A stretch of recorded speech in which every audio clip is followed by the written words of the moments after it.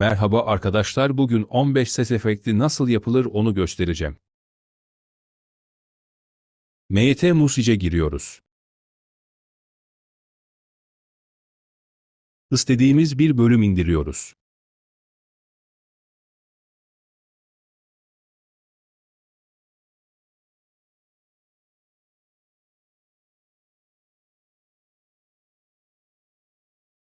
İndiği zaman geliyorum. Evet arkadaşlar, indi. İnşaata giriyoruz.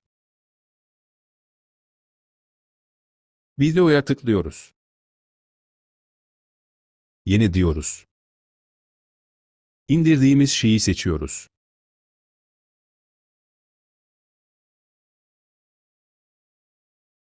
...15 ses efekti yapacağımız sahneye kırpıyoruz.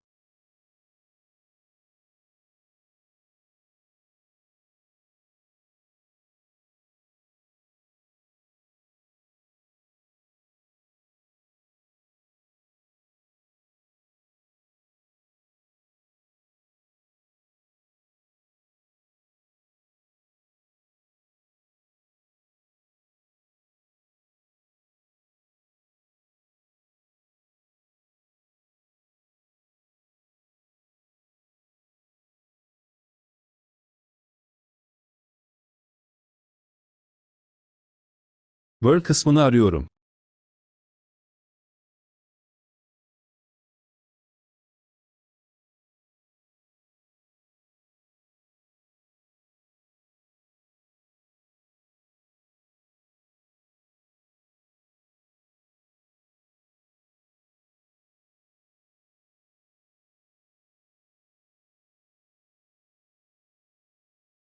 Kalan kısmı siliyorum. Ve tekrarla deyip çoğaltıyorum.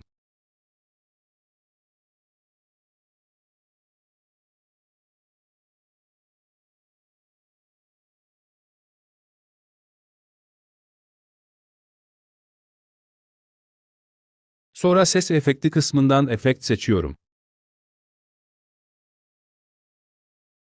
Ve metin kısmına girip efektin ismini yazıyorum.